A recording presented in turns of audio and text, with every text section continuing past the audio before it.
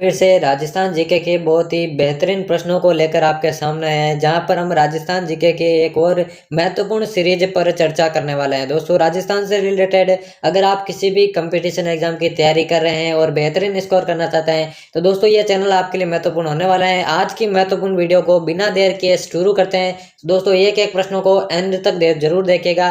पहला क्वेश्चन आपके स्क्रीन के सामने है।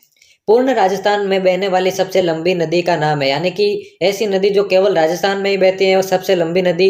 पहला है माही, दूसरा बनास, तीसरा बाणगंगा, चौथा है लूणी। कौन सी आपका राइट आंसर हो जाएगा?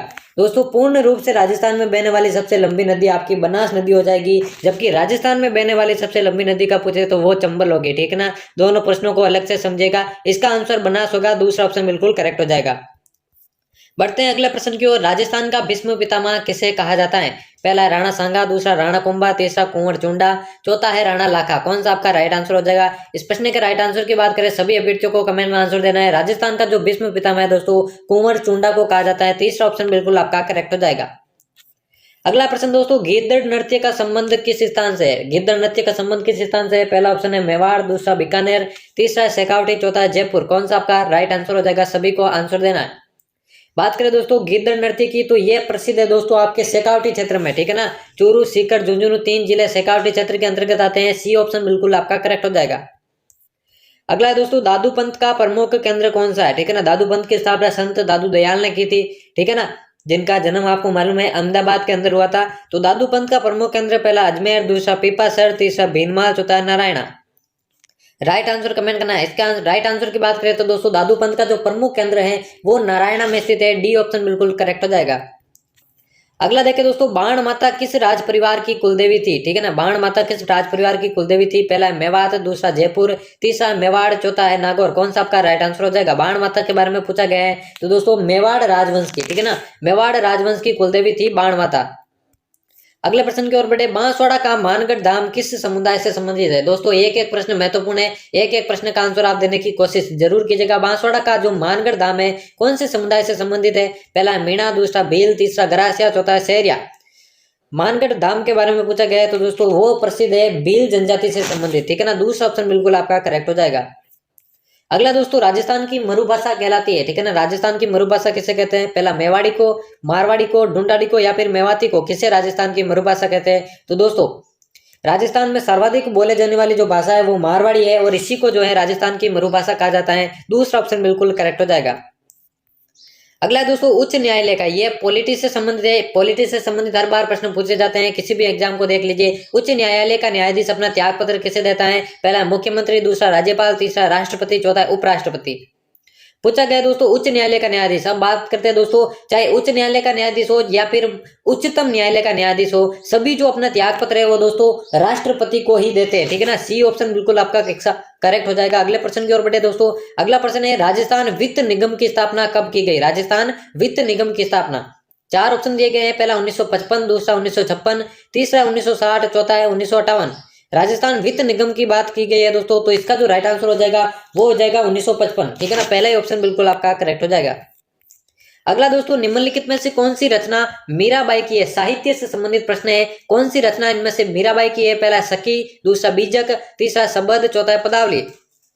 दोस्तों ये तीनों तो आप देख सकते हैं, ये तीनों तो मीराबाई की रचना नहीं है, लेकिन जो चौथी है पदावली वही आपका राइट आंसर हो जाएगा। पदावली जो है मीराबाई की रचना है, इसलिए चौथा ऑप्शन बिल्कुल करेक्ट हो जाएगा। दोस्तों वीडियो को अंत तक जरूर वॉच करना है और अभी तक आपने चैनल को सब्सक्राइब नहीं किया तो जल्दी से सब्सक्राइब करके बेल आइकन को प्रेस कर देना, क्योंकि इसी तरह की महत्वपूर्ण वीडियोस आपको आगे भी देखने को मिलेगी। और जो भी नोटिफिकेशन वगैरह कंपटीशन एग्जाम से रिलेटेड आते हैं उनके बारे में सर्वप्रथम जानकारी इस चैनल पर आपको मिलेगी, तो चैनल को सब्सक्राइब जरूर करना है। 11वां प्रश्न है, मारवाड़ हितकारिणी सभा का गठन किसने किया था? पहला चांदमल सुराणा, दूसरा माणिक्यलाल वर्मा, तीसरा हरिभाई किंकर, चौथा जय नारायण व्यास। इनकी फ्री में पीडीएफ प्राप्त करने के लिए आप टेलीग्राम चैनल को ज्वाइन कर सकते हैं। टेलीग्राम चैनल की जो लिंक है वो डिस्क्रिप्शन में दे रखी है, वहां से जाके आप टेलीग्राम ज्वाइन कर सकते हैं फ्री पीडीएफ प्राप्त करने के लिए। इसका जो राइट आंसर होगा दोस्तों, चांदमल सुराणा ने आपके जो है मारवाड़ हितकारिणी सभा का गठन किया था। पहला ऑप्शन बिल्कुल करेक्ट हो जाएगा। अगला दोस्तों, कौन सा आभूषण सिर पर नहीं पहना जाता है? पहला मेमंद, दूसरा बोर, तीसरा रखड़ी, चौथा कंदोरा। तो दोस्तों ऊपर के जो तीनों आभूषण है वो सिर में पहने जाते हैं, चाहे मेमंद हो, बोर हो या फिर रखड़ी, लेकिन जो चौथा ऑप्शन है कंदोरा वो सिर का आभूषण नहीं है बल्कि कमर में पहना जाता है। चौथा ऑप्शन बिल्कुल आपका करेक्ट हो जाएगा। अगला दोस्तों, राजस्थान में मीणा जनजाति सर्वाधिक कहाँ पाई जाती है? आपको मालूम है मीणा जनजाति जो है आपके राजस्थान के पूर्वी क्षेत्र में पाई जाती है, लेकिन यहाँ पे जिले दे रखे हैं, कौन से जिले में सर्वाधिक पाई जाती है? पहला सीकर, दूसरा जयपुर, तीसरा कोटा, चौथा है अलवर। तो दोस्तों राजस्थान में जो मीणा जनजाति है वो सर्वाधिक जयपुर जिले में पाई जाती है। दूसरा ऑप्शन बिल्कुल करेक्ट हो जाएगा। अगले प्रश्न की ओर बढ़े। अगला प्रश्न है सुशीर वाद्यों में सर्वश्रेष्ठ है। आपको मालूम है सुशीर वाद्य जो हवा से फूंक मारकर बजाए जाते हैं मुंह से, उन्हें सुशीर वाद्य कहते हैं। पहला है शहनाई, दूसरा अलगोजा, तीसरा सतारा, चौथा है मोरचंग। कौन सा जो है सुशीर वाद्यों में सर्वश्रेष्ठ है? तो दोस्तों शहनाई जो है सर्वश्रेष्ठ है, जो कि विवाह आदि फंक्शन में जो है बजाई जाती है सुशीर वाद्य यंत्र में। पहला ऑप्शन बिल्कुल करेक्ट हो जाएगा। अगला दोस्तों, किस देवी को कभी भी मांस का भोग नहीं लगाया गया? कौन सी देवी को कभी भी मांस का भोग नहीं लगाया गया? पहला है आई माता, दूसरा शीतला माता, तीसरा केला देवी, चौथा है नागणेची माता। तो दोस्तों केला देवी जो माता है जिनका मंदिर करौली में बढ़ता है, उनको जो है कभी भी मांस का भोग नहीं लगाया गया, इसलिए सी ऑप्शन बिल्कुल आपका करेक्ट हो जाएगा। अगला प्रश्न देखिए दोस्तों, दधिमती माता का मंदिर किस जिले में स्थित है? दधिमती माता, पहला है जयपुर, दूसरा है नागौर, तीसरा अजमेर, चौथा है पाली। आपको बता दें दोस्तों, दधी माता जो माता का मंदिर है वो नागौर जिले में स्थित है। नागौर का एक प्रसिद्ध स्थान है गोट मांगलोद, ठीक है ना, ये भी आपको याद रखना है, गोट मांगलोद, गोट मांगलोद, ये भी आपको याद रखना है। इस स्थान पर जो है दधिमती माता का मंदिर बढ़ता है, इसलिए बी ऑप्शन बिल्कुल आपका करेक्ट हो जाएगा। अगला प्रश्न है, निम्न में से कौन सा सम्मिलित नहीं है? राजस्थान के दुर्गों से रिलेटेड ये प्रश्न है दोस्तों। मेहरानगढ़, जोधपुर, जूनागढ़, बीकानेर, रणथंभौर, सवाईमाधोपुर, लोहागढ़ और जैसलमेर। कौन सा आपका राइट आंसर हो जाएगा?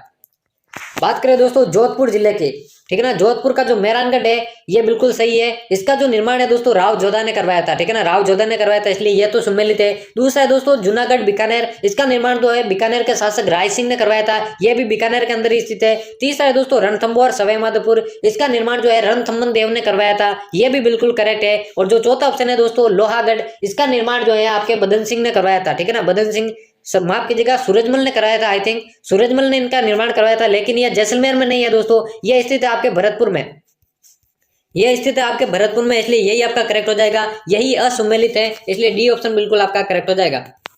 अगला दोस्तों 18वां, राजस्थान के एकीकरण के समय जोधपुर के शासक कौन थे? राजस्थान के एकीकरण के समय जोधपुर के शासक, पहला हनुवंत सिंह, दूसरा उदयभान सिंह, तीसरा शार्दुल सिंह, चौथा है भीम सिंह। बात करें दोस्तों राजस्थान के एकीकरण के समय जोधपुर के जो शासक थे उनका नाम है दोस्तों हनुवंत सिंह, पहला ऑप्शन बिल्कुल करेक्ट ऑप्शन है।